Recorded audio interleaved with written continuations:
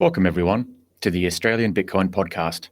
I'm Justin, your host, and today I'm joined by Piers from mineracks.com to discuss his Bitcoin journey and Mineracks, which is a Brisbane-based Bitcoin mining hosting facility. But before we start, a quick word from our sponsor. The Australian Bitcoin podcast is brought to you by hardblock.com.au, Australia's first and oldest Bitcoin-only exchange. Hardblock aims to help their users save in hard money and to become self-sovereign Bitcoiners. Hardblock has no added fees on deposit, buy, or sell transactions, so the prices are what you see or what you get.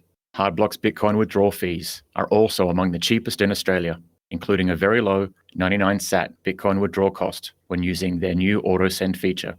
Check out Hardblock today. All right, Piers, how's it going? Pretty good. We're in a wet, wintry day in Brisbane, which is a bit of an exception for us. Not great beach weather, but great mining weather. That's good. That's perfect, isn't it? A bit colder temperatures. Yeah. The miners like that, don't they?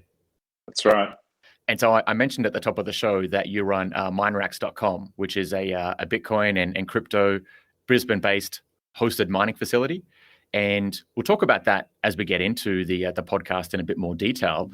Having said that, is there anything that you wanted to mention, even just briefly, about Mineracks now in terms of, kind of introducing what sort of services there are or how long it's been going for? And then we might jump into your personal Bitcoin story and even work our way back around to Mineracks in more detail.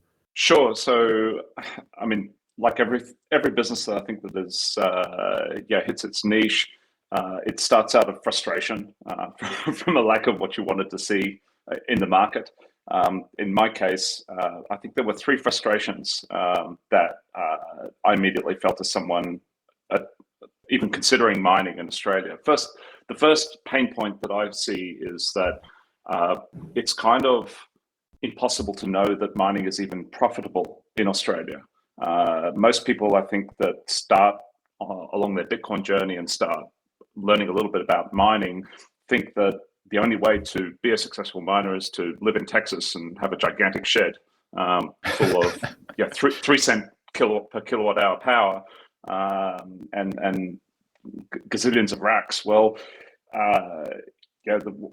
one of the things that shook me after I went to a Bitcoin meetup was I met someone who was mining quite successfully with a couple of GPU rigs. And that person was able to show me the kind of income they were generating just from their phone on their NiceHash account. And that was an absolute revelation to me. I had no idea that you could turn on a computer and have it generate a magical internet currency called Bitcoin. I've been knocking around computers for 30 years, so this was quite an eye-opener for me. So step one was even believing or understanding or knowing that it's possible to be a successful and profitable miner here in the Australian context with all of the power challenges that we have, and especially the electricity prices that we have. And then the second biggest problem or next pain point that you inevitably encounter is when you try and actually buy a mine. When you try and buy your first S19 or in fact any mine that makes any logical sense to operate in Australia, generally speaking, the experience is extremely sketchy. Would probably be the best way to put it. You're up for there's plenty of websites out there that advertise mines at rates that seem too good to be true or seem ridiculously expensive. And if you go through the process of trying to buy from one of these mines, basically every nerve in your body starts tingling and you start feeling creepy vibes as you go to some of these websites. And you hear enormous amounts of horror stories if you do due diligence on people that send money and never receive miners, or send money and receive miners that aren't what was represented. And so the whole process of buying a mine just feels like there is no, user-friendly way and safe way of acquiring one. Or if there is a safe way, it tends to be with such a high margin built into the price of the mine that you spend the first 6 months just trying to get back that margin that you've provided to a retailer.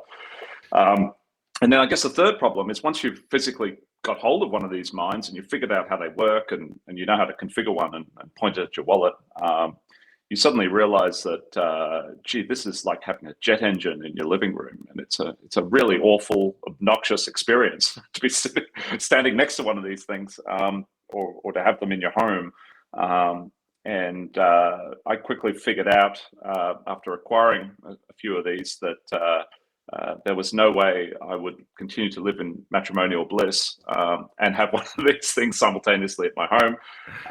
And I guess I figured out that maybe there were a whole bunch of other people just like me who were frustrated by that journey and those 3 pain points. And I decided to do something about it, and to make that journey as smooth as I could for people that are wanting to explore mining for the first time in Australia. I didn't like the idea of cloud mining, as I'd read about all sorts of overseas rug pulls. And it sort of started me down the journey of trying to understand how mining really works, and what it takes to build a successful mining business here in Australia. Yeah, you've done something that, look, I don't think I can see an alternative at the moment in terms of a competitor or someone else is doing something similar. If they are, they're probably on a much smaller scale, or not as prominent, I guess, in the community, because you're very prominent in like the Australian Bitcoin mining community on Telegram and that kind of thing. And what you've just pointed out, those 3 issues of not knowing whether it's even profitable to do it in Australia, getting the hardware in the first place, and then living with it. And particularly like living with a significant other, and also living with a Bitcoin miner in your home, or even just like a GPU miner or something. You're right. Like that is it's a huge problem here, and or 3 problems that I'm really glad that you solved, because it's something that was that's we need to kind of build up more of, and was definitely missing for a long time too. Look, I think the longer you're exposed to Bitcoin and mining in specifically, the more humble you become, because you start to realize how little you know, the deeper you go down these rabbit holes. And mining is definitely one of those cases. I'm absolutely in awe at what some of my colleagues in the industry have achieved. And a lot of them are very, very quiet achievers. You don't hear about what they're doing, but they have operations far bigger in scale than anything I've accomplished in the few short months that I've been in the industry. So there are plenty of other people out there attempting to solve these same problems, just perhaps going about it in a different way, marketed in a different way. The way I'm attempting to connect with the market is to, I guess, create a very safe, comfortable, and friendly experience. One where it's perfectly aligned with the attributes of Bitcoin itself. So for me, it's extremely important that the hosting service has the same attributes as Bitcoin, the network that people are excited about and want to support. So key and central to all of that is don't trust, verify. Which is why I insist that my customers, wherever it's logistically possible for them, come and visit the mine. They actually come to our data center, which we don't disclose the location, but I can say that it's inside the Brisbane Central Business District, in a commercial building where we've done a heck of a lot of work to retrofit it in order to safely operate this mine. And I think if you've ever visited another type of Bitcoin mine, or you've seen pictures of what other types of Bitcoin mines look like, this is not going to be what you expect to see. This is far more akin to a specialized data center, more stripped down, and we take out the things that aren't necessary from, I guess, a traditional mission critical data center. We strip out everything that you don't need, like redundant power and ridiculous amounts of air conditioning, and we change to things that are more cost effective for running a Bitcoin mine, without compromising on safety and security of people's mines, and with a huge focus and emphasis on cleanliness, neatness and tidiness in how we operate. So you're not going to see a mess of cables on the floor. You're not going to see ridiculous temperatures where you have to strip down to a t-shirt in order to work in the environment. So we try and provide an environment that's beautiful on the mines, that gives the mines the maximum longevity, and protects people's investments. So it's, as we've seen recently, you don't want to have your mine exposed to risks that you don't realize are there. For example, anyone who's been mining with a cloud mining operator in Russia in the last couple of weeks, with BitRiver and Compass, would have had a very challenging situation that they would have faced, and perhaps they've now realized that they may have been able to secure what looked like a cheap power price, but in reality, that power price comes with a whole bunch of undisclosed or unpriced risks attached to it. In the case of, I guess, the Compass and BitRiver experience, if you're an Australian miner caught up in that particular event, what you probably didn't realize is that you were taking a cross-jurisdictional risk across 3 countries, and counterparty risk across 2 counterparties in 2 separate countries. And in actual fact, it's, I guess, the American government that took a decision following a decision by the Russian government to essentially, I guess, take away the investment that perhaps you made through that relationship you had with Compass, and then your mines are no longer yours. That's it. There's a lot of trade-offs, isn't there? And sometimes the allure of cheaper prices or a quicker setup can then, well, be, again, very alluring. At the same time, you take on a lot of risk, a lot of contingencies and complexities that you don't have very much control over whatsoever. So having something that's here local and something that's verifiable as well, because that's the other, I think, initial problem people would have had, even maybe going back sort of 6 months, 12 months or more, is finding a hosting facility here in Australia was difficult. But even if you found one, you couldn't inherently go and visit it and verify. So you're still taking on some level of counterparty risk. I would say probably less risk because at least it's sort of bound by Australian laws. It's here geographically. But at the same time, something like what you're doing, allowing people to come and check the mine out, if they're either considering it or have purchased miners and have them hosted there, I think that's great. That's like the peace of mind that people need. But at the same time, you've looked in also that cleanliness, safety, convenience, and setting it up in the way that's going to probably benefit the miners in the long run in terms of maintenance and less breakdowns and everything else. So very cool and very much needed. I'm curious to maybe jump back into your personal Bitcoin journey, like kind of what got you to this point where you're like, okay, mining, is this even possible? Is this something that I want to get into? Like, what led you to that point of even thinking Bitcoin's a thing that I might want to mine, or other people might want to mine, and this is going to be here, for the long run? Well, I guess like many people, I have some Bitcoin regrets. I'm very embarrassingly a class of 21 student, and obviously have come to Bitcoin a whole lot later than I should have, and doubly so because I remember reading a Slashdot article back in 2009 about this magical internet currency that had been invented. And being a techie and from a software background, it should have been something I would have been all over. Unfortunately, the year before, I had dabbled around in some of these high yield investment schemes that others had excited me about.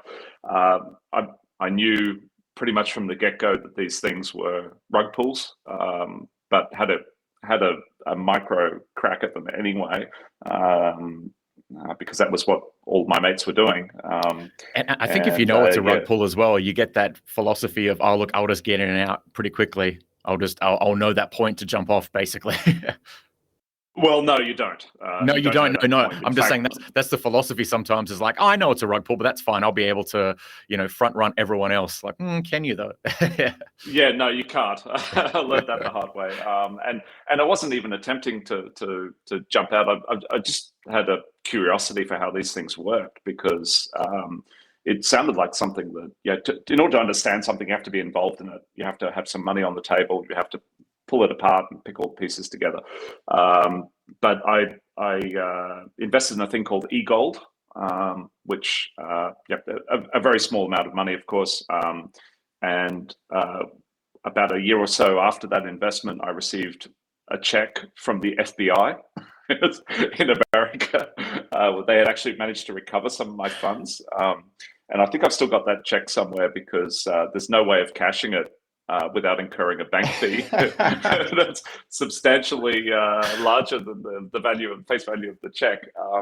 But I guess, unfortunately, that the cost of that was that I had a higher level of cynicism towards all of these cryptocurrencies baked into me,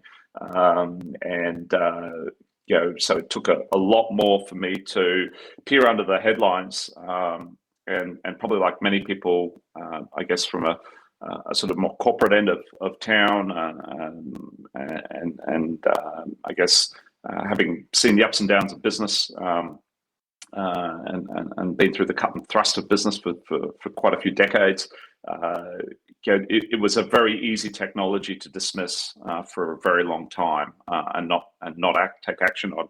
I do recall around about 2017. Hearing about Bitcoin reaching $20,000, and they started quoting the Bitcoin price on the daily financial news, and that got me started thinking, why has this thing not failed yet? But unfortunately, I didn't follow that thread through. And then when it got to $4,000, and they stopped reporting it on the news, I thought, you know what? Now is probably the time I should be buying. And of course, again, the busyness of life takes over, and I didn't bother investigating it. But fortunately, a friend of mine kept nagging me in my ear and challenging me on my thought processes on basically my complete rote acceptance of the Bitcoin press, mainstream media press articles. And so I thought I knew something about crypto and Bitcoin. And when I was challenged by my friend, I realized I actually couldn't answer his retorts with any authority. I felt myself just repeating what the mainstream media had taught me. So that's when I thought, well, maybe I need to get a bit more educated and be a bit more curious about this. And I started reading all of the books that are on probably everybody's lists. And I thought, oh, well, I've missed the boat on Bitcoin.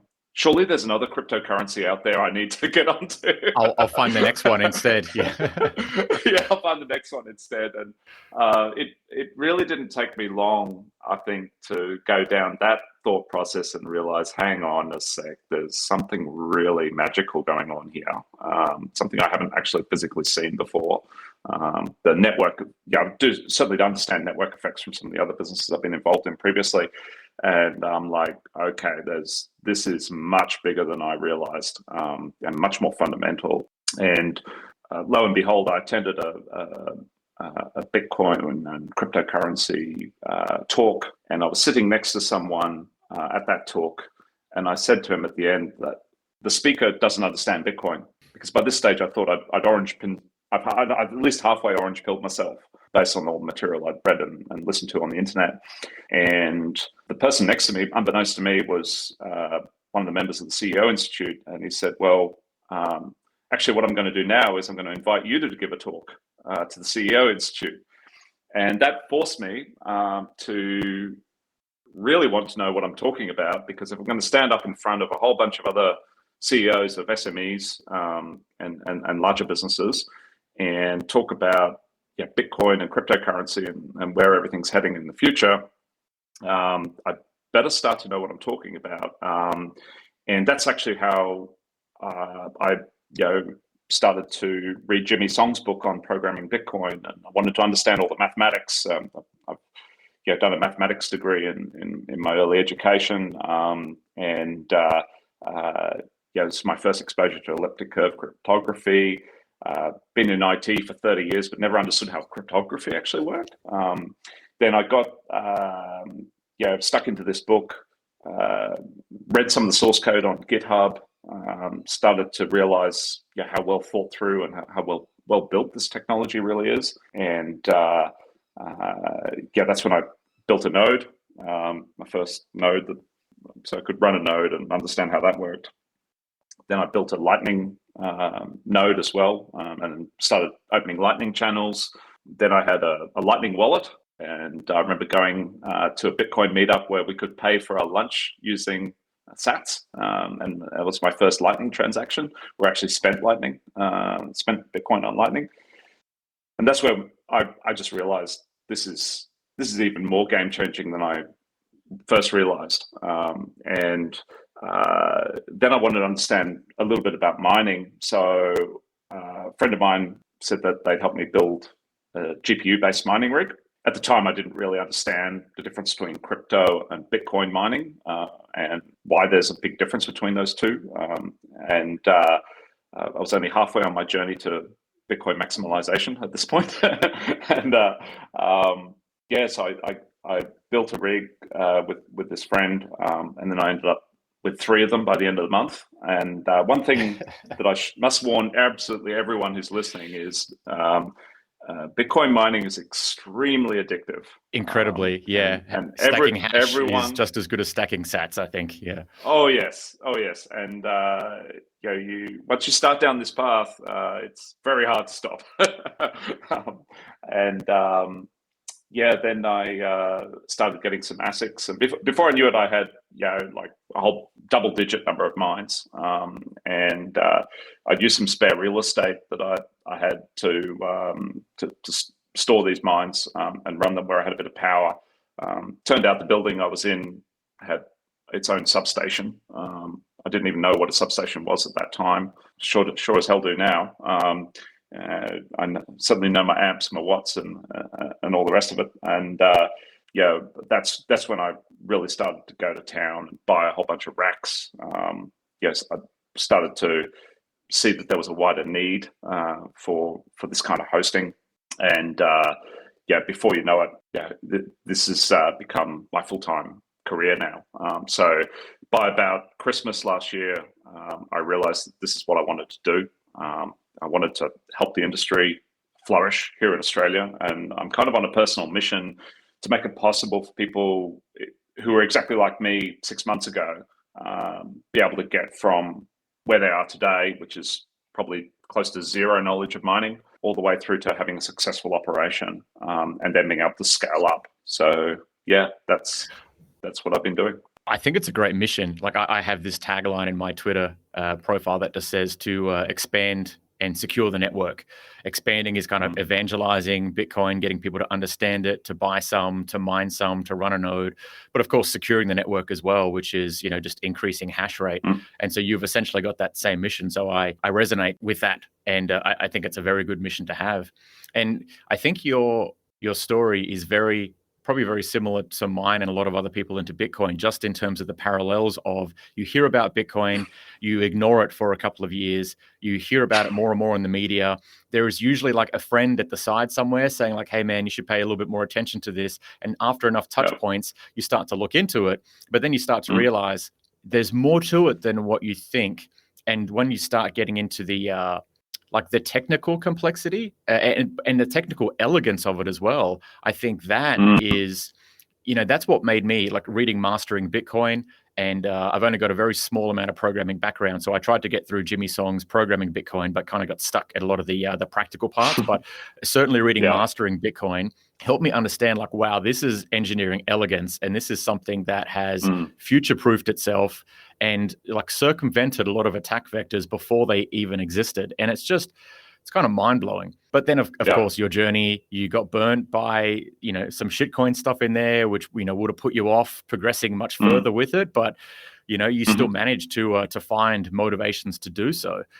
And I just had this epiphany when you were telling that story, actually, is that I think once someone builds their own node, runs their own node, and perhaps even has exposure to the Lightning Network, that's when you don't go back from that. That's almost like that point of no return with Bitcoin, because then you understand like what is decentralization.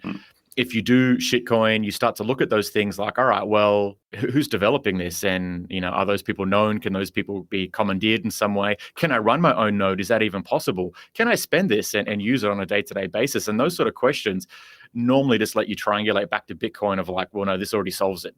Nothing else is really adding anything to it. So, it's It's probably a very characteristic journey of a lot of Bitcoiners. But yeah, I don't think I've thought of it that way before. It's like once you set up your own node, like you don't go back from that. And I think that was probably my point too. Once I started running my own node, it's like all in from that point, basically. I think you have to have some level of exposure to shitcoins and how they operate to really, really viscerally get what's going on with Bitcoin and why Bitcoin is so different. So as part of my journey, I ended up, because I was looking for all other things where some kind of proof of was required. I was originally totally convinced by proof of stake because it just seemed to be the right answer to all of the problems of proof of work.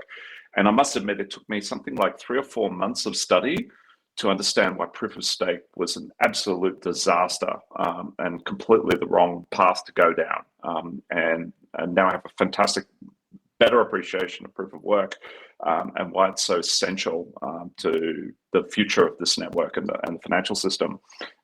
Equally, another way of enlightening yourself is to try and run a helium network.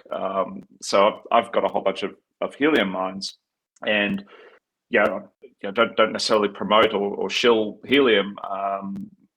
And the more I've learned and experienced how helium has worked, the more it's illuminated for me how amazing Bitcoin is. Because if anyone who's ever dabbled in something like helium before, there is an allure to it because it does involve some of the same things that we see in proof of work. There's a proof of coverage concept where you have to physically set up RF antennas. You have to physically set up a whole bunch of gear.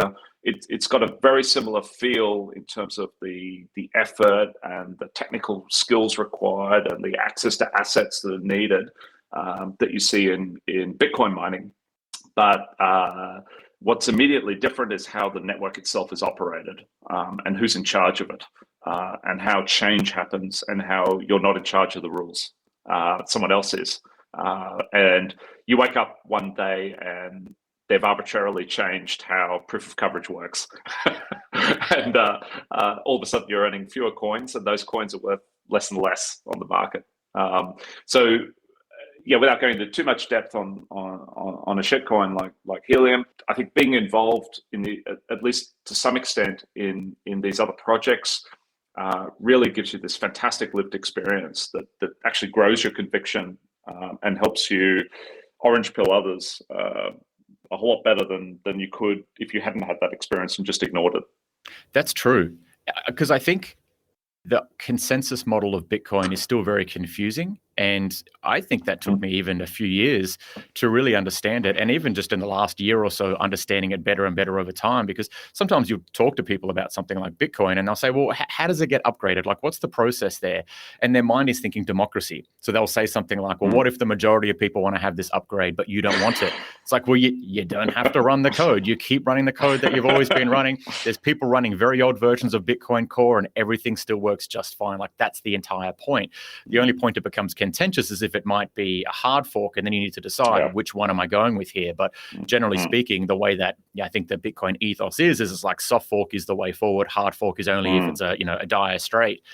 But our brains do not work, or at least they don't kind of like absorb that consensus function very well, because it's not what we've lived in terms of society and politics. It's very much like the majority rule over the minority. And it sounds like, is it helium? Or Helios? Helium?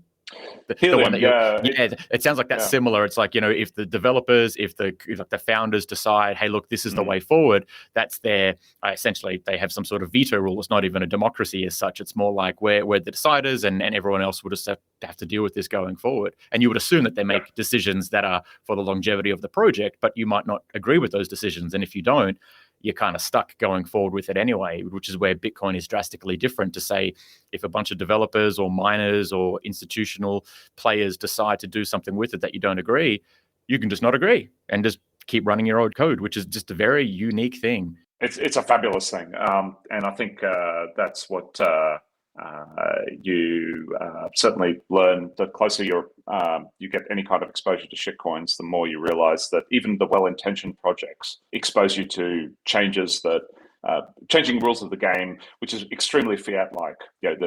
That's everything that we're here to try and get away from. I guess some of the things I've also taken criticism for in the community, in the mining community, in the Bitcoin mining community, is we don't reject people who come to us with non-Bitcoin miners. So I actually think it's not right for us as a hosting company to offer any judgment on what people choose to mine. Our job is to provide them with a good environment for their equipment. It's not to pass judgment on what they want to be involved in, which projects they want to be involved in. And I actually think that we're probably going to end up doing more good for the Bitcoin maximalist community by being a broad church and welcoming everybody who wishes to mine, because ultimately everyone who mines those altcoins is eventually going to go on the same journey you and I have, and realize, actually, I need to swap what I'm mining and go to directly supporting the network. And I can tell you that just about every customer we have in the center has, since starting, has been on exactly that journey. That all of them are, I guess, realizing for themselves, without us having to do a whole lot of orange pilling, that their interests are best served by moving over to directly supporting the SHA-256 protocol. I think people having that personal journey makes their decision, has more weight for them personally, and it's usually more sustainable, versus if they go to set up at MineRacks and you say, sorry, you're not mining Bitcoin, so we can't take your service. And they go, Bitcoiners are terrible, they're bad for the industry. I'll go to a place that does crypto mining only, and I'll never be exposed to Bitcoin, and I'll be on this this eclipse attack, getting all the wrong information, and I'll never be integrating with the right people. Yeah. And I guess it comes back to things like, libertarian ideals, or even Austrian economic ideals, and the idea of a free market. Most Bitcoiners would say, yes, I absolutely subscribe to those theories. But then at the same time, they're like, we want to shut down cryptocurrencies. And part of me is like, yes, I'd love to do that. However, it would be better if it happens in a free market method where people converge upon the best asset, the best protocol to mine on, and let everything else die off quite naturally, because that's organic and that's sustainable. Whereas if you force that to happen, people will be going, well, why are we being forced to Bitcoin? Why can't we check out these other things? It's not the right kind of ethos to have, even though we'd all love Bitcoin just to be the one that everyone just jumps to immediately. So I agree with you there. Let the free market decide, and it's not up to us to make judgments or criticisms of others as they're on that journey. Similar to something that's happening kind of recently is that developers will make privacy tools in Bitcoin and then say, but I don't want it to be used for X, Y, and Z. It's like, well, you create the tool and the tool gets used. That's the whole idea. You don't create the tool then say don't use it for these things, because that's a slippery slope. It becomes a point where you go, well, what's privacy about then if you can't use it for what you need it for, and it's only for a certain amount of things? That just sounds like regulation. That doesn't sound like privacy or security. It sounds like there's a vested interest in the outcome there. So I very much agree with that process. And it's good to hear as well that people are finding that in their journey. They'll come to you, they might start with crypto mining, but then very soon they go maybe I should check one of these ASICs out as well, and proof of work, and they kind of start going down that rabbit hole. One of my good friends in the industry says to me, you catch more flies with honey, and that's definitely been the ethos that we've applied here. I guess just harking back to some of my journey, I guess early childhood experience for me was in my teenage years. My family and I moved to South America, so I spent my very formative years living in an economy where I experienced three different currencies. I think cruzeros, cruzados, novos cruzeiros, reais. It was a whole basket of them, and basically every now and then the bank would print you a new bunch of notes, and then they would stamp them and keep taking 3 zeros off. So I've definitely lived through hyperinflation before. I've lived also through state level confiscation of people's assets in Argentina as well, and once in Brazil, where basically the government overnight, after being elected, would come in and say, well, we've got this great idea to fix inflation, hyperinflation.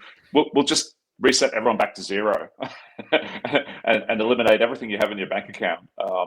And so that kind of experience, visceral experience, most of us in Australia aren't exposed to these kinds of experiences.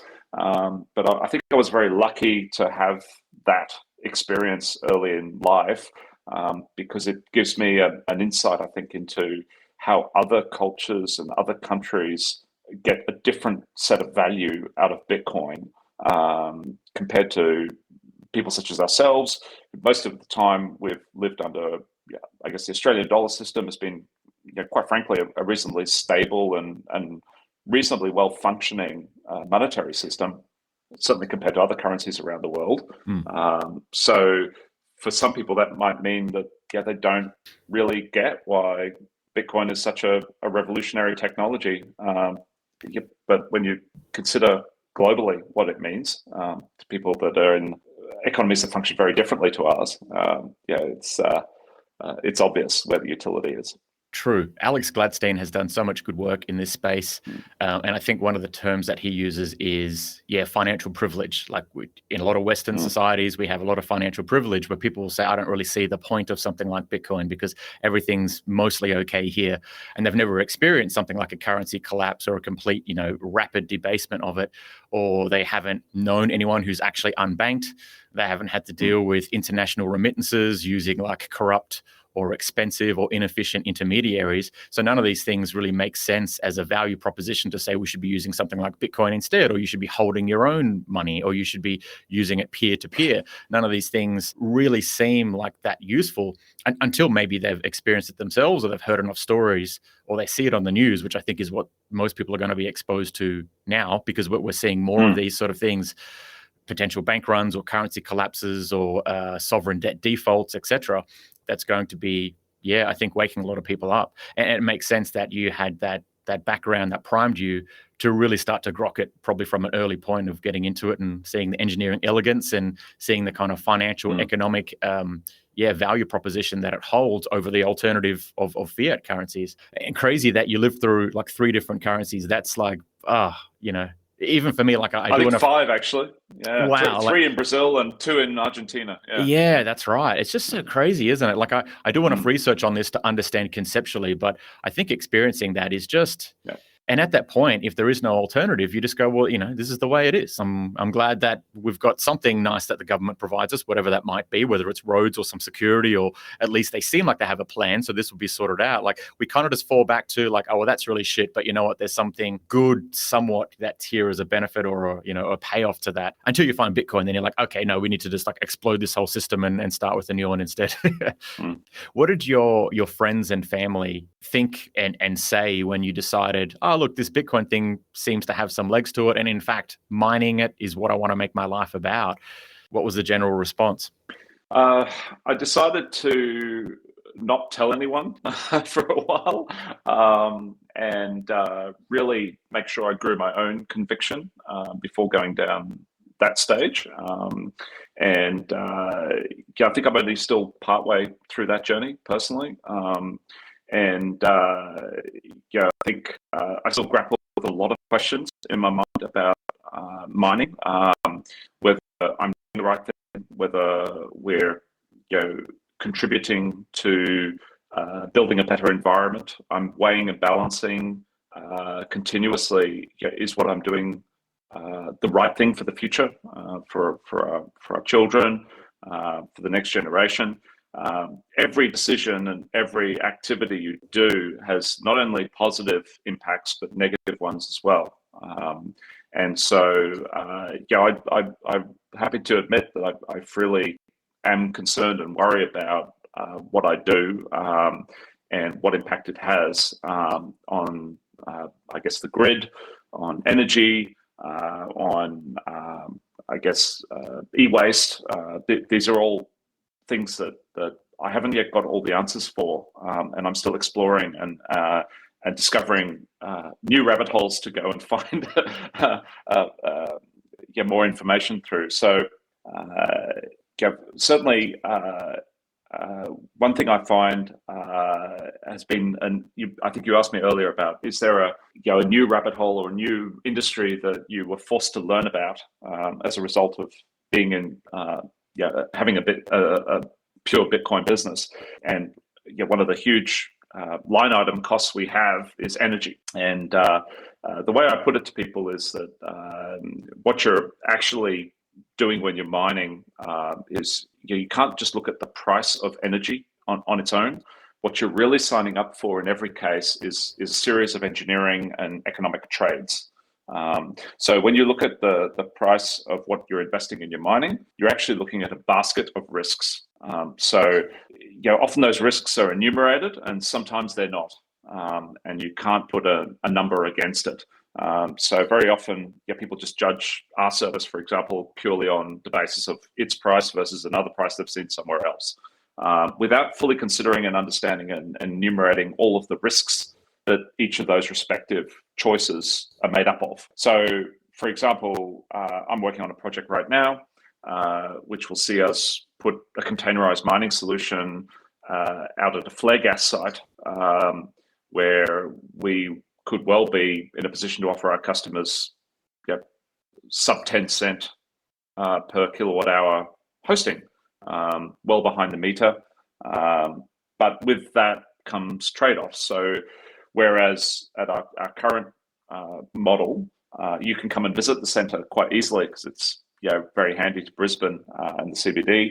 These containerized remote sites are going to be very difficult to offer that same capability. Equally, in our CBD site, because it's a small one, we allow people to pop in their mine literally for a few days, or for any length of time that suits them, and then pull their mine out with no contractual obligation to stick around. So it's close to a self-custody experience as we can possibly offer. Obviously, the trade-off that we'll have when we're thousands of kilometres from a major city and on a secured site is it will be that much more difficult to offer the don't trust, verify concept. We are working really hard to come up with a means of being able to give people that comfort and validation, while still offering them a world-class price point where they remain globally competitive in their mining.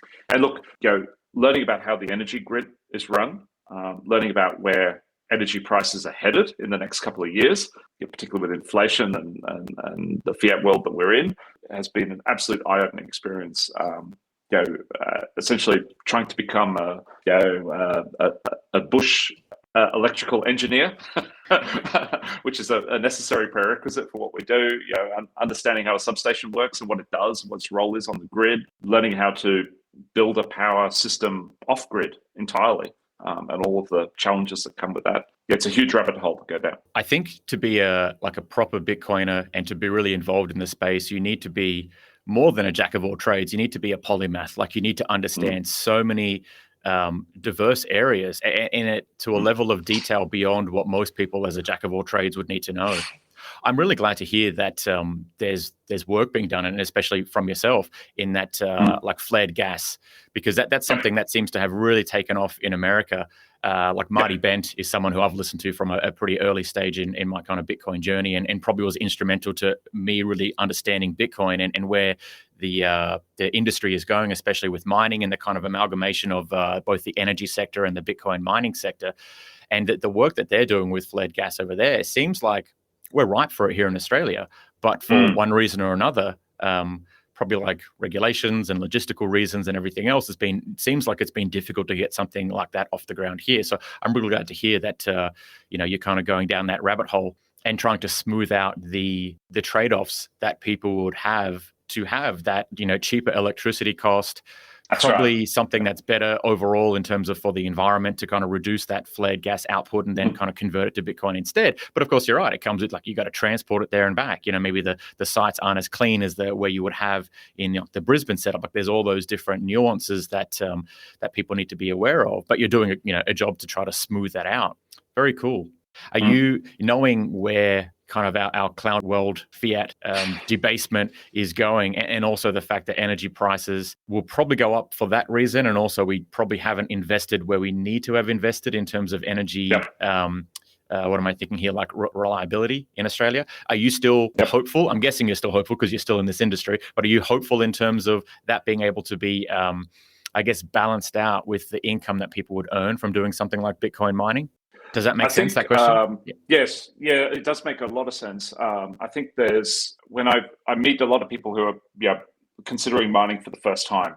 And I think you could put them in two broad categories. Is that the people that are sitting down writing a spreadsheet, analyzing everything from a fiat mindset and going, what's my cents per kilowatt hour? And if I have this many machines, do I still need to go to work tomorrow? Everyone's done those calculations. Everyone's put together a spreadsheet. And I can tell you right now, none of these spreadsheets are worth anything really. None of them really tell you that they're all wrong, including any one I've built, because they all make use of assumptions that cannot possibly be known, and that the following day, if you update those assumptions, what was a spreadsheet that gave you an answer you wanted to see will give you an answer you don't want to see the following day. And then I guess there's the other category of people that go, well, I'm in mining not necessarily for the fiat return. I have no intention of selling my coins to fund my mining habit. I intend to hodl and essentially treat mining like a almost philanthropic contribution to the network, while simultaneously accumulating sats, kind of like a DCA, and knowing that you have not only have you dollar cost averaged some sats along the way, essentially using your power and hosting bills as a means of acquiring sats on a progressive basis, a locked-in investment plan, if you like. You also have a piece of hardware that, generally speaking, is going down in value, but does reasonably well track the underlying coin price on the exchanges. So I think those are the two broad categories that sort of motivate people when they're first starting out. But obviously, when you get into the really big hyperscaling up, and that's where you're starting to move away from having half a dozen mines to filling a container or establishing your own farm. It's a different set of thinking altogether that drives that kind of decision making. So I'm really only just learning myself what factors go into those kinds of decisions. I would imagine the latter example there of the two different categories probably keeps people a bit, I don't know, stress-free, but have less stress during the process, because yes. I think any kind of economic model or environmental climate kind of model has proven that they don't really hold up that well. And if you have any kind of inconsistencies or something that's not quite accurate earlier on in the model, as you extrapolate further and further out, it gets further and further away. So I've done the same thing with spreadsheets, trying to anticipate things like difficulty adjustment, energy costs, and it's stuff that is too far out of your control. And you're right, because some mornings you wake up and you're like, wow, this is not going to be profitable at all. But hold on, the Bitcoin price might go up. That's going to change everything. Geez, when's that going to happen? You can't factor that in. It's just a matter of you need to decide to do it for the right reasons, and also know that you have the right cash flow perhaps to service the costs in fiat while you're accruing Bitcoin at the same time. Yeah, correct. I wouldn't recommend anybody approach mining as a primary source of income. It's a terrible source of income, especially if you are in a position where you have to sell your coins every month in order to meet your obligations to your hosting or an energy provider. It's definitely a path you do not want to go down. So I would always advocate that mining should be a secondary source of income for most people. Most people should complement mining with whatever else it is that they are good at doing, and have mining as another form of Bitcoin income, where they can use some of their fiat income, gain a deduction wherever they receive the right financial advice to do so, and just uses as another method in their arsenal for accumulating sats. That makes a whole lot of sense, and I think that does take the stress out of it and is much more sustainable. Do you have other tips for people that are getting into or just considering getting into something like this? I think some of those things are actually really instrumental to getting people to have the right mindset. But anything else? I think something that is perhaps really important is for people to understand the level of risk that they are taking. And I think no one has put it better for me than Has McCook, who I attended one of his courses in Brisbane, or presentation he did in Brisbane, not a couple of months ago, and I found myself nodding all throughout the whole presentation. Has McCook basically comes from mining with a point of view of eventually, because essentially mining is the nearest thing we have in the world today to a perfectly competitive market. So the prediction of a perfectly competitive market is that profits available in that market will tend to zero. And so I have been voluntarily embarking on a business that is destined to have no profit at some point in the future. So I think it's really important to enter into it with a mindset that correctly frames the risks and the likelihood of success being essentially very, very low. So I think if you start from that premise, then you start looking for, well, where can we compete in the world's most competitive market? There's basically two strategies you can adopt. One is cost leadership. Now, there's probably no way on earth in Australia that we are going to be able to become the lowest cost place in the world to mine Bitcoin. Just the fact that labor is involved in mining Bitcoin, some degree of labor is involved, and we pay people properly here, and we have awards and we have wage conditions that are healthy. We are never going to be the cheapest place in the world to mine. Therefore, that leaves us with only one other vector to play with, and that's the innovation leadership. So if we can't be, I guess, the most cost-effective place in the world to mine, we can at least attempt to be one of the most innovative places in the world to mine. And that innovation can extend not only to the technical innovation of how we go about mining and taking on board new technologies like immersion or some of the other technical options that are out there, but equally that could be financial innovation too in how we go about financing our mining operations too. Are those some of the things that for MineRacks you're looking into? Absolutely. Ways to sort of innovate in that space. Yeah, absolutely. Yeah. Are there any other things that you want people to know about MineRacks, either spaces that you're looking at getting into or things that we haven't talked about yet that might be good for them to know? Sure. We think that mining in Australia is something that I want to personally see still be possible for someone like you or me to get into sustainably and profitably 5 years from now. And I fear if we don't do the work today to make that possible, we're going to end up with a centralized mining system. And we're already starting to see the first signs of consolidation happening in the US between the sort of medium and small scale miners. And eventually we're going to end up with a handful of miners, just like the internet journey has led to us essentially having a handful of FANG large players that dominate and control the majority of the industry. I really don't want to see that future for mining. I'd love it to remain decentralized, and I'd love it to do so without having to rely on another centralized US entity like a Compass or another organization that may make it appear easy, but in reality doesn't have Australian content. And isn't verifiable. So I'd like to see more branches of MineRacks open up in people's hometowns. And I'm talking places like Sydney and Melbourne, and later on Perth and Adelaide, where there is an easy to go to center where you can get advice on mining, where you can host your mine and see your mine as that first entry point into mining. That's where we need to develop people's comfort with the whole idea and knowledge. People get knowledgeable and they spend time learning about something once they have a stake in the game. And that's something that I think we need to develop in this country. Following on from that, I want to also give people a pathway once they've built some stake in the game and understanding of how it works. I want to give them a pathway towards being able to, those that do want to, give them a way to scale up and go really hardcore. And that's where some of our containerized solutions and some of our permanent solutions in remote areas with fantastic energy prices and resources, that's where that comes into the fore. So we're wanting to partner with people that want to join us on that journey. And this is an open shout out and call out to everyone who thinks that they'd like to contribute or help out or would like our help. Equally, we think that although mining is extremely competitive, it's a surprisingly collaborative industry. I'm constantly working with people that, in theory, are my competitors.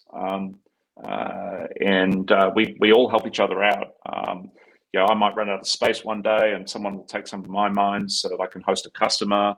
I'll probably return the favor at some point when they've run out of space. We share technical tips and ideas. We share suppliers. It's quite a different ethos to what I've seen in other industries. I think it aligns so well with just the general Bitcoin ethos, isn't it? It's a non-zero-sum game where you can collaboratively compete with each other, but for the same mutual pursuit.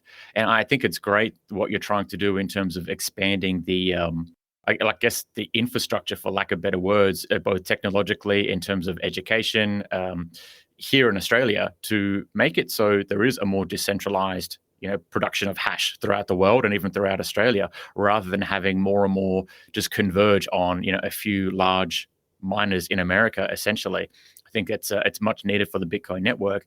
But even in terms of because I think there will be a bit of a hash war as time goes on. So at least having Australia, have a something in that race is going to be really important, I think. So it's really cool what you're doing, and also just that reflection that you work with competitors collaboratively. Like it's a beautiful thing, and so unlike anything that we do in so many other walks of business. That's right. Yeah. I'm keen to shift gears a little bit and maybe just talk a bit more generally about Bitcoin as well. Having said that, if anything kind of pops up regarding your own journey or MineRacks, we can always sort of pace ourselves back to there. But have you? Like you would talk to so many people about things like Bitcoin, I imagine, in your job, and some of them would be already Bitcoiners. But do you have any, orange pill stories or anything that's helped you, in terms of tips to orange pill people who maybe weren't into Bitcoin and maybe came there to mine helium or mine something else, or to ask you some queries, and before they left, they were like, "Holy shit, I've been pointed in the wrong direction. It's about Bitcoin." Absolutely. I think that latter example probably caters for most of our customers, and I think you can actually orange pill people without even trying to. I think when you try too hard and you try and shove something down someone's throat, they tend to run in the opposite direction. So I think the first stage in orange pilling is establishing yourself as someone who speaks the truth and is trustworthy. And you do that literally through deeds, not words.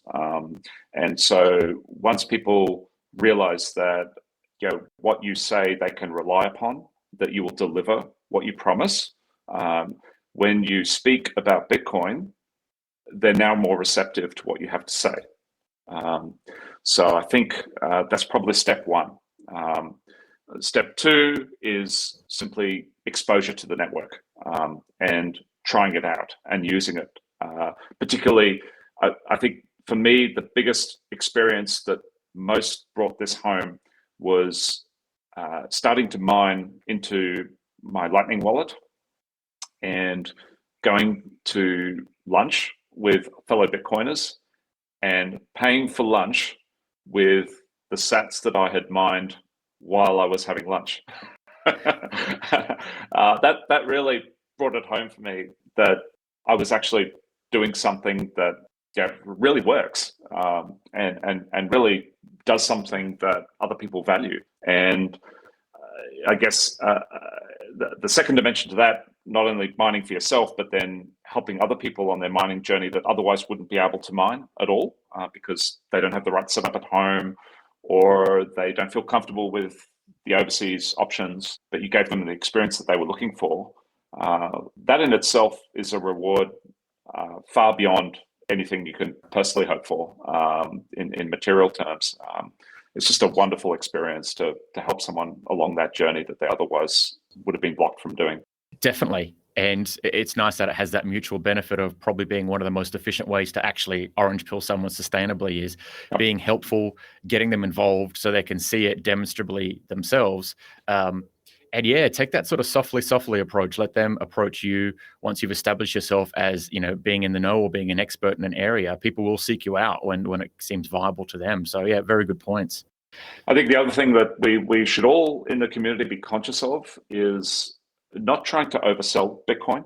It's already a fantastic network. It has fantastic characteristics. But I think a lot of us are living in the future when we consider the attributes of Bitcoin, and some of us perhaps aren't as realistic when we're trying to orange peel people about what the present actually is. The present day experience of Bitcoin for people who aren't initiated and don't see the vision that we share is actually, this is quite a clunky, awkward, difficult experience. We're still not there yet in terms of an experience that my wife or her parents, for example, would get excited about. There's a lot of infrastructure, a lot of simpler ways of getting on board that are needed before other people who are less technically inclined than perhaps we are will get it and understand what this new vision of the future is. And I think, it is, things like the volatility. Like today, the coin prices are perhaps not feeding into our narrative. That to me, that's completely irrelevant information. But for someone who is still halfway between that understanding Bitcoin journey and still living in a fiat world, it can be off-putting, and it can prevent, it could slow down the orange pilling process. Definitely. There are barriers there, aren't there? And there's so much assumed knowledge and assumed interest too, because some people are like, all right, I'm kind of interested in Bitcoin. How do I use it? And then immediately it's like, well, don't, run a custodial wallet. You should probably be running your own node. You need a Raspberry Pi. And they're like, a Raspberry what? What am I meant to do now? Like, I've never even built my own computer, and now I'm building a single board computer, huh?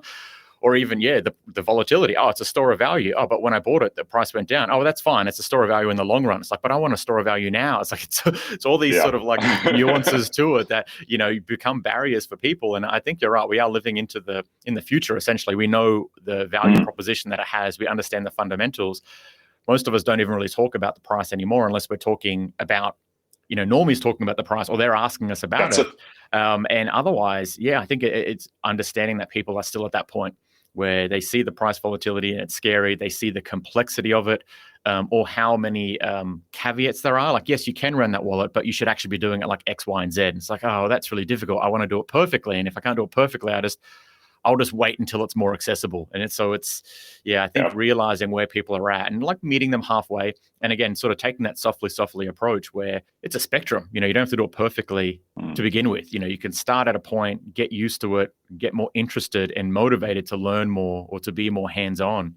And some people might not even. Like, I don't think when we have global adoption of Bitcoin, everyone's going to be running their own node or everyone's going to be running a miner. I don't think that's going to happen. I think maybe most people, or a much larger proportion than there are right now, but there's still going to be plenty of people that just want to be able to use the network, but not have to like set up their own node and do everything else. And I don't want that to be misinterpreted like I think people always should, but I'm just saying, realistically speaking, there's going to be plenty of people that don't. So I think understanding that and, meeting people where they're at, it's a good point. Yep. What makes you excited about the Bitcoin network? If you can think of something. We've probably covered most of it, but I know. I think it's look. Put it this way: I think there's an entire army of people that previously were doing whatever job it was that they were doing before in technology, who are now laser focused on solving the energy crisis that we have right now. So I'm definitely a member of that new army that's forming. And I'm applying all the skills and knowledge that I was previously applying to something that perhaps society wouldn't have valued as much as it will now value, as putting some of the collective energy and resources and brainpower towards solving some of these energy problems, the enthusiasm and the work that needs to go in to, I guess. On the one hand, we obviously are in the middle of a transition of where we're generating our energy from and what society believes is an appropriate standard for how that energy is used. Certainly, I'm definitely encountering out in the world of energy producers.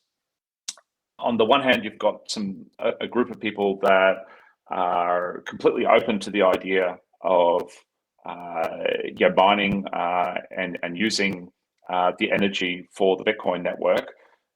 They're basically looking at it in pure economic terms. Oh, there's someone who can take our offtake that I can't otherwise sell, and they're prepared to pay me this much for it. and that makes sense to me. So I'll go ahead and support that and do it. And on the other hand, you've got others that I think, there's a bit of an echo of the net neutrality debate going on right now. Of, well, I'd like to sell you my power, but I don't like what you're planning on using it for, because I don't believe it's morally right to waste that power on something as trivial as Bitcoin mining. So I'm definitely encountering those attitudes out there in the market as well. And I don't know how we solve that at scale. I can certainly solve that by providing information to people that are coming at it from that angle. But to do that at a nationwide scale is a far more challenging task than I first appreciated. Absolutely. And although initially when something like the Bitcoin Mining Council in North America started up, I was reluctant and thought, is this a slippery slope? Are we just playing someone else's game here where we're meeting their frame of reference, which is maybe not what we should be doing? I do think there's a lot of really useful information that's come out of the Bitcoin Mining Council, and that has created a shift in at least a few significant organizations to understand that Bitcoin is producing something that's worthwhile of the energy that it uses. It doesn't use a drastic amount of energy at the moment. It's got a good energy mixture, and these things could actually improve over time, and in fact improve the rest of the grid and the rest of their energy mix over time as well. So I think something like that in Australia, and of course some of that information from the Bitcoin Mining Council kind of filtering down here as well, is probably what's going to be one of the solutions to that problem at least. But you're absolutely right. There is you kind of come across two types of people at least in this sort of role. Although I am glad to hear, like, kind of where you started, that was like a kind of like being bullish on Bitcoiners, I guess, is seeing the amount of people that are now like laser focused on this goal of not just like a financial revolution, but an energy revolution as well. Yes. And people that are incredibly motivated, but also technical experts in so many different areas that have decided, I'm going to kind of let my fiat, self die and do these other things, or I'll, maybe keep the two running in parallel for a while so the fiat part of me can support the Bitcoin part of me. That's something that I'm incredibly bullish on as well. And if you ever, I think, start to doubt something like Bitcoin, firstly, go back to the technicals, because that should reassure you in and of itself. But just talk to some Bitcoiners and see the kind of things that they're working on and hear what they have in future. And just the level of motivation there is just, it's incredible. But it's not a delusional optimism that drives that motivation. It's actually a deep grokking of the problems and the potential solutions as well. So that's always very reassuring and very, makes me bullish basically to think and talk about that as well. I think what Bitcoin offers in the energy market is a floor price for energy, no matter where it is and whatever kind it is, and therefore a financial incentive to not simply flare or destroy that energy or see it go to waste. And at the same time, I think it also offers a potential ceiling price as well. I can certainly see in the future, in fact, in the not too distant future, that all energy will have to be priced in Bitcoin. If you think of Bitcoin miners as being like a sink, that ceiling would have to come down gradually over time. And just, it's so unfathomable, isn't it? Because I see different statistics, and depending on the country that you look at, we waste anywhere from 30 to 60% of energy through things like storage and transportation. If even a small fraction of that could just be fed back in to those energy producers, so then they can efficiently reallocate those resources in a free market way, that is like the amount of technology advancements that we could have, the amount of prosperity you could bring to a lot of people that work in those industries and that set up new businesses around it. It's just, it's unfathomable. And it's not even like we need to do extra things. It's not like we need to produce more energy to get to that point. We just need to harness the energy that we're wasting in the first place. And in and of itself, that would have orders of magnitude better progress than where we are at the moment. And then we can start producing more energy or in different ways or whatever it might be. But just accessing the wasted energy is, I don't think we can really understand the level that will bring us to next as a civilization. I think in Australia, more specifically and locally, we are facing two big shifts in the energy grid. One is the government and I think industry are sort of on a journey to electrify all vehicles. So if you look at Australia's total energy budget, a big chunk of the energy budget pie is basically supplied by imported petrol, maybe a little bit of locally produced stuff as well. But the majority of it is a liquid that we bring on a ship and we burn in a car. And if we're now going to make that energy source flip to electrifying the fleet, then we probably need to build twice the power capacity on the grid, because we can no longer supply it from liquid that we import from other countries. We have to supply it locally with energy that we produce here, and we also have to electrify a whole bunch of parking spaces and the physical built environment, and change how energy is distributed across our grids in towns and cities, and even retrofitting into residential buildings and commercial buildings and industrial and retail buildings in ways that we haven't budgeted for or understood yet. Where the different lines and substations and the capacities for each of those, they all have to be rethought and expanded. I don't think anyone has completely understood how big a transition that part of the grid is. Secondly, you can go onto the AEMO's website right now and you can see the decommissioning dates for all of Australia's coal-fired power stations, which make up a huge percentage of the baseload power that's generated in this country. And virtually every coal-fired power station right now has a $0 value. In fact, most of them have a negative dollar value because of the obligations, if you bought one, that come with them for providing restitution back to the original environment that the power station occupied. So there's a big chunk of the grid is going away, and that was the most reliable part and the cheapest part. It's also probably the most polluting part of the environment, but we're now replacing it with something that is a lot less reliable and in some ways more expensive. In others, right now it's actually quite expensive to operate a coal-fired power station because you can't run it during the day in many cases because there's no one to take the power. The grid, in fact, at some points in some places goes negative because so much domestic solar is being produced that you can't sell baseload power into that market. So we are definitely going through an awful period of turbulence in the energy market, no matter who wins the next election. There's forces at play that are bigger than any of us, and they're colliding with Bitcoin mining right now. It almost, it doesn't matter which side of the political sphere people are on. I think it is sort of heading to that direction of let's just choose a date, 2040, and we'll get to net zero emissions. And it doesn't matter how much that's going to cost or the kind of turbulence it'll produce. And let's not worry about a strategy that's too strict at the moment. Let's just sort of like head that direction, which is, I mean, it's the sort of fiat absurdity that we're probably used to in the Bitcoin world at the moment, but still it is something to contend with, isn't it? And so do we think that like Bitcoin fixes this, or at least it pushes us in the right direction? I can't say it fixes it, but I do say that having a floor price for energy, no matter where it's being produced and whether it's connected or disconnected from the grid, it can only be a positive factor when it comes to promoting the growth of new energy assets. So energy assets that are currently stranded or unbankable, potentially now are bankable, not only because of grid prices going through the roof, but equally because in the journey that you take from idea and concept to being connected to the grid and making serious money on the wholesale market right now, having Bitcoin mining in that mix offers an on-ramp into that future that otherwise would not be there, a cash flow on-ramp that would be difficult to get any other way. True. We're sort of talking about a bit of a threat to Bitcoin, or even just a threat to civilization at the moment.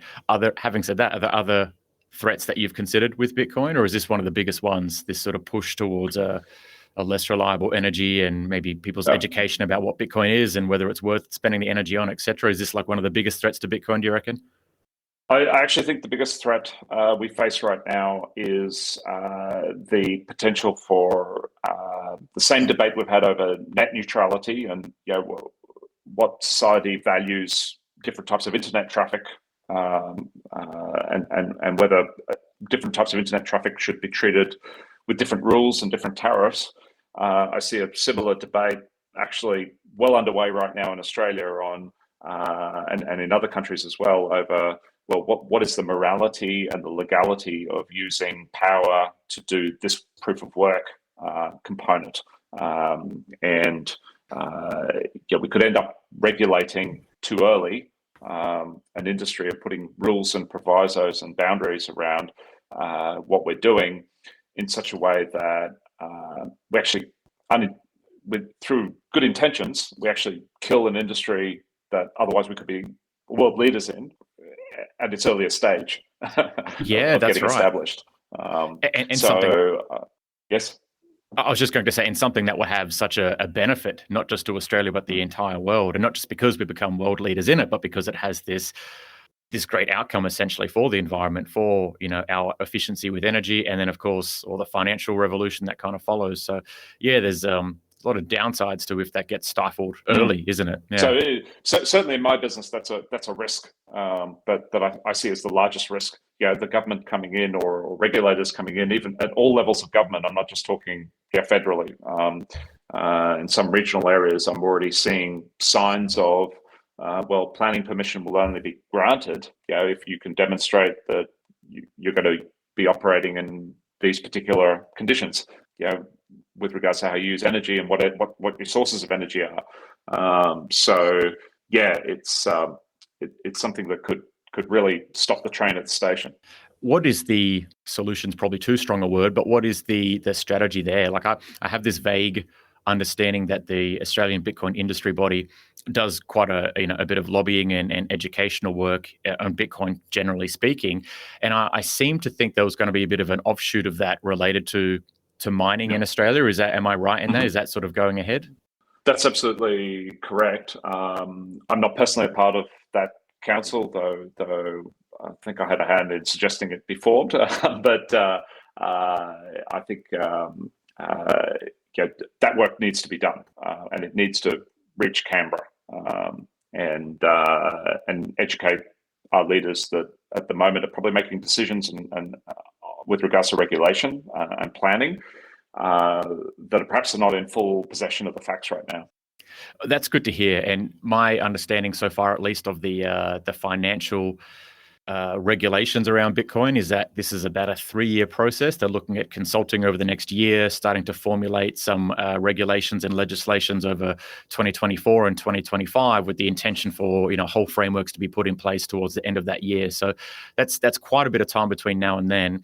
I imagine and hope that something similar in parallel is working in terms of like the energy issue, because that gives a good amount of time to have the debate and to lobby and to educate, rather than them trying to just come to a quick decision in the next few months or something like that, which usually means a bad decision will be made and we'll allocate resources. Yeah, exactly. Do you have any final thoughts or any other tangent topics that you wanted to discuss before we finish up? I think we've really covered the broad range of different things I wanted to talk about today. But I'd encourage anyone who hasn't yet given mining a go to give it a go. Have a look at it. At least go and visit a Bitcoin mine and get to learn and understand how your Bitcoin is made, because that is literally where it gets manufactured, is at the mine site. So understanding, gaining appreciation and understanding of mining, I think it's fundamental to understanding Bitcoin. And so the more contact you can have with mining, I think the better educated you'll be on exactly what it takes to make this sausage. Absolutely. And look, if anyone is keen to either use Piers's facilities, check out mineracks.com.